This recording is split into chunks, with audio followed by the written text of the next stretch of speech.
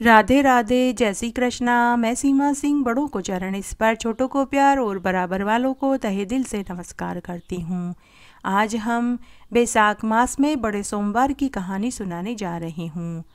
एक गांव में एक विधवा महिला अपने एक बेटा बहू के साथ रहती थी। जब वह छोटी थी तभी से ही उसने अपने माता पिता को शिवजी की पूजा पाठ करते हुए देखा, तो वह भी महादेव जी की परम भक्त बन गई थी। उसका नाम कल्याणी था। जब वह 10 बरस की थी तभी से ही उसे बहुत समझ आ गई थी। वह बड़ी ही समझदार लड़की थी। एक दिन उसके माता पिता को किसी ने कहा कि पुत्र के लिए आप पशुपति नाथ के नाम से 5 सोमवार के व्रत करो। तब उसकी माँ ने 5 सोमवार भगवान पशुपति के नाम से व्रत किए और भगवान महादेव से पुत्र की कामना करी, तो उसे एक भाई पैदा हुआ। तभी से कल्याणी भगवान महादेव की परम भक्त हो गई। इस आश्चर्य को देखकर कल्याणी की आस्था भगवान महादेव में अटूट हो गई। अब तो वह घंटों बैठकर महादेव जी की पूजा पाठ जप तप करने लगी। उसकी भक्ति देखकर उसके दादा दादी व माता पिता को भी बड़ी प्रसन्नता होती थी। कल्याणी घर बुलाने पर ही आती थी, अन्यथा वह पाठशाला के पहले और बाद में पूरा समय महादेव जी के मंदिर में सेवा पूजा में ही बिताती थी। पूरे गांव भर में सब लोग अपने बच्चों को उसका उदाहरण देते थे। उस जमाने में 12 और 14 बरस में ही बच्चों के विवाह हो जाया करते थे।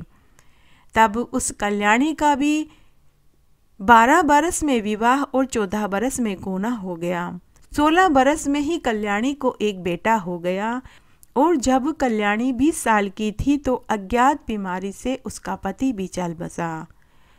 उसने मेहनत मजदूरी करके अपने बेटे को पढ़ाया लिखाया और उसका ब्याह कराया, लेकिन उसने भगवान महादेव जी की पूजा पाठ करनी नहीं छोड़ी।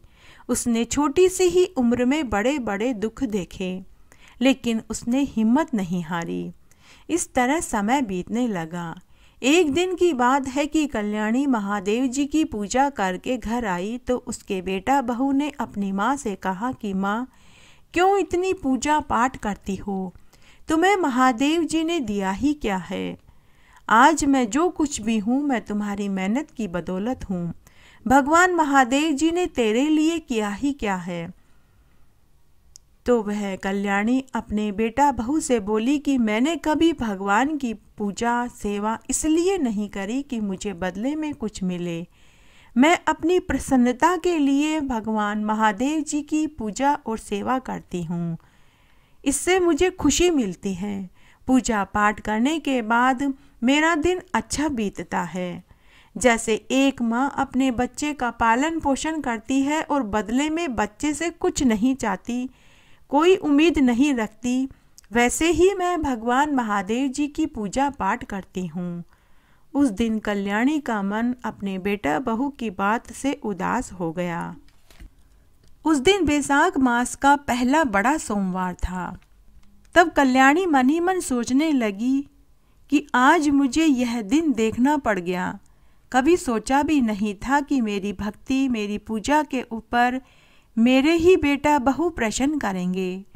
मैंने कभी पूजा इसलिए नहीं करी कि मुझे भगवान से कुछ चाहिए। महादेव जी तो बिना मांगे ही सब दे देते हैं। अगर मुझे जीवन में दुख देखने पड़े तो वो मेरी किस्मत थी, मेरे कर्म थे, वो तो सबको ही भोगने पड़ते हैं। उस दिन कल्याणी का मन बेचैन हो गया। उसने कागज पर लिखा कि मेरे बच्चों, मैं भगवान महादेव जी से मिलने जा रही हूँ। अब मैं घर तभी वापस आऊँगी जब मुझे माता पार्वती और महादेव जी के दर्शन हो जाएंगे, अन्यथा मैं घर नहीं आऊँगी। अगर मैं घर वापस न आऊँ तो तुम दोनों दुखी मत होना, समझना हमारा यहीं तक साथ था। और कल्याणी 2 जोड़ी कपड़े लेकर घर से निकल पड़ी। चलते चलते उसे शाम हो गई। वह एक वन में पहुंच गई। वन में घनघोर अंधेरा था। जंगली जानवरों की आवाजें आ रही थी।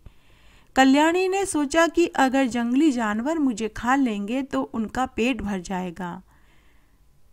मैं इसी में अपना भाग्य समझ लूँगी। ऊपर कैलाश पर माता पार्वती और महादेव जी सब देख रहे थे। माता पार्वती जी ने महादेव जी से कहा कि हे महादेव जी, आपकी भक्त ने घर बार आपका दर्शन के खातिर छोड़ दिया, अब आप उसकी परीक्षा मत लीजिए। तब महादेव जी बोले कि हे देवी, इसे दर्शन देने का अभी उचित समय नहीं आया है, लेकिन तुम एक बुढ़िया का वेश धारण करके उसकी मदद करने जाओ और जैसा मैं कहता हूँ तुम वैसा ही करो।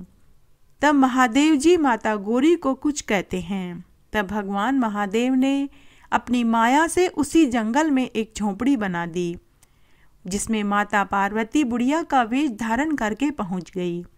तभी कल्याणी को वह झोपड़ी दिखाई दी। कल्याणी झोपड़ी के पास गई और बुढ़िया वेश में माता पार्वती से बोली कि बहन, क्या आज रात आपकी झोपड़ी में मुझे आसरा मिलेगा?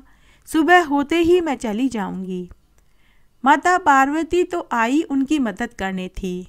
बुढ़िया वेश में माता पार्वती ने कहा कि बहन, आज क्यों, तुम जितने दिन चाहो यहाँ रह सकती हो। तब कल्याणी बोली कि नहीं बहन, मुझे बहुत दूर जाना है, मेरी मंजिल बहुत दूर है।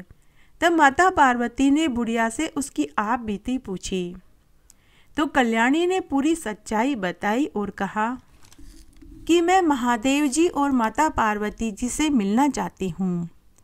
घर से बेटा बहू को यही बोलकर निकली हूँ। तब माता पार्वती ने कहा कि अरे बहन, तुम्हारी और मेरी मंजिल तो एक ही है। मैं भी महादेव जी से मिलना चाहती हूँ और तुम भी मिलना चाहती हो, तो जैसा मैं कहती हूँ तुम भी वैसा ही करो, क्योंकि मुझे भी एक साधु ने बताया था कि महादेव जी से अगर मिलना है तो बैसाख मास के सोमवार का व्रत और पूजन करो। तब कल्याणी बोली कि बहन, मुझे भी बताओ, मैं सब करने को तैयार हूँ।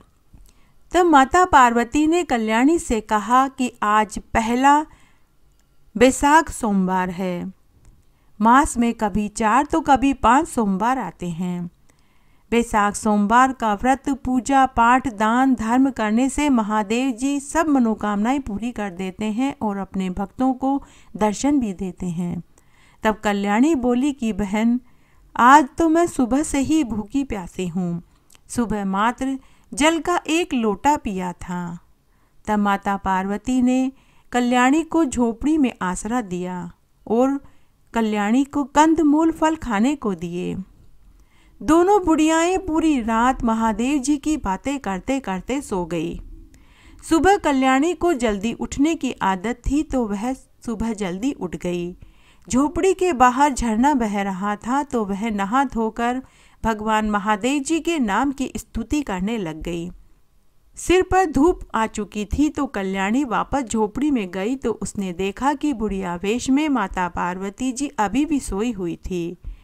कल्याणी ने मन ही मन सोचा कि यह तो कहीं से भी बुढ़िया नहीं लगती है। इसके चेहरे का तेज कांति किसी देवी के भांति चमक रही है।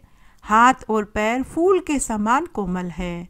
घुटनों से भी लंबे घने चमकीले काले काले केश हैं।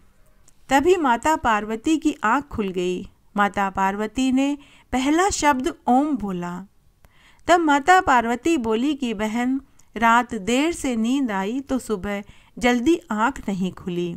तो कल्याणी बोली कि कोई बात नहीं। तब कल्याणी बोली कि बहन, तुम कौन हो और इस घने जंगल में झोपड़ी में क्यों रह रही हो? तुम्हारे परिवार वाले कौन हैं और कहाँ हैं? तब माता पार्वती को मनगढ़ंत कहानी सुनानी पड़ी। इस तरह उनका समय बीतने लगा।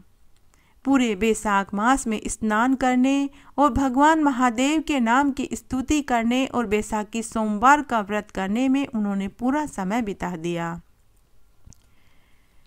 जब बैसाख मास की पूर्णिमा का दिन था तो उस दिन भगवान महादेव जी की माया से वह कल्याणी देर तक सोती रही। सुबह बुढ़िया वेश में माता पार्वती अपने असली रूप में झोपड़ी से बाहर आई। तब तक भगवान शंकर नाड़िया पर बैठकर आ चुके थे। झोपड़ी के बाहर झरने के पास माता पार्वती और महादेव जी हंस हंसकर बातें कर रहे थे। तभी नींद में ही कल्याणी को हंसने और बोलने की आवाज़ें सुनाई दी। हड़बड़ा कर कल्याणी उठी तो उसे झोपड़ी में कोई दिखाई नहीं दिया। झोपड़ी के बाहर आकर देखा तो उसकी आंखें फटी की फटी रह गई। उसके सामने साक्षात महादेव जी और माता पार्वती जी नाड़िया पर सवार दिखाई दिए। कल्याणी उनके चरण पकड़ लेती है और अपने आंसुओं से उनके चरणों को धोने लगी। तब भगवान महादेव जी ने कल्याणी से कहा कि हे देवी, मैं तेरी पूजा से अति प्रसन्न हूँ, तू अपने लिए कोई वरदान मांग ले। तब कल्याणी बोली कि महादेव जी, मेरी इस झोपड़ी में एक बुढ़िया और रहती थी, वो भी आपके दर्शन करना चाहती थी, लेकिन वो अभी कहीं दिखाई नहीं दे रही। तब माता पार्वती ने कल्याणी को पूरी सच्चाई बताई कि वो बुढ़िया मैं ही थी। तब कल्याणी महादेव जी और माता पार्वती जी से कहने लगी, मैं आपकी पूजा और सेवा अपनी खुशी के लिए करती थी। मैंने आपकी पूजा और सेवा इस मकसद से कभी नहीं करी कि मुझे बदले में कुछ चाहिए, लेकिन मेरे बेटा बहू ने मुझसे कहा कि मुझे पूरी उम्र दुख के सिवा कुछ नहीं मिला, लेकिन मैं जानती हूँ कि मुझे आपकी पूजा और सेवा करने से जो खुशी मिली है वो किसी दौलत से भी मुझे नहीं मिलती। हे भगवान, मैं सिर्फ इतना चाहती हूँ कि मेरी आपके प्रति भक्ति हर जन्म में बनी रहे। साथ ही मेरे बेटा बहू को भी सद्बुद्धि दीजिए ताकि वो भी आपकी पूजा करें। तब महादेव जी और माता पार्वती ने कहा कि ऐसा ही होगा। तभी महादेव जी ने कल्याणी से कहा कि हे कल्याणी, एक क्षण के लिए तुम अपनी आंखें बंद करो। तब कल्याणी ने एक क्षण के लिए अपनी आंखें बंद करी तो दूसरे ही क्षण में उसने अपने आप को अपने घर के बाहर खड़े पाया। उसने देखा कि उसके टूटे फूटे घर की जगह एक सुंदर महल नुमा घर था। तभी झरोके में से उसके बेटा बहू को अपनी माँ दिखाई दी तो वे दौड़ कर आए और अपनी माँ के चरण पकड़ लिए और अपनी गलती की क्षमा मांगने लगे। भगवान महादेव के दर्शन कल्याणी को हुए हैं, यह खबर पूरे गांव में और राजा के महल तक पहुंच गई। तब राजा अपनी रानी और मंत्रियों के साथ कल्याणी के दर्शन करने के लिए पहुंच गए। राजा रानी ने कल्याणी के चरण छुए। पूरे गांव वालों का तांता उनके घर पर लग गया। कल्याणी ने सबको पूरी बात बताई।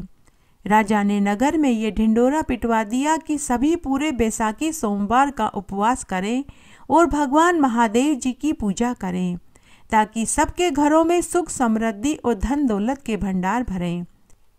घटती हो तो पूरी हो तो परवान चढ़े, भूले बिसरे नाम तेरे भंडार में भरें। इस तरह आज मैंने आपको बैसाख मास के बड़े सोमवार की कहानी सुनाई। बैसाख मास में कभी 4 तो कभी 5 सोमवार आते हैं। बैसाख मास में बैसाखी सोमवार का व्रत करने, उपवास करने और भगवान महादेव की पूजा करने से जिस कामना से व्रत और उपवास किया जाता है वही कामना भगवान महादेव जी पूरा कर देते हैं। घटती हो तो पूरी हो तो परवान चढ़े, भूले बिसरे नाम तेरे भंडार में भरें। मेरे साथ बने रहने के लिए आपका धन्यवाद। आगे की कथा कहानी के लिए भी आप इसी तरह मेरे साथ बने रहें। धन्यवाद।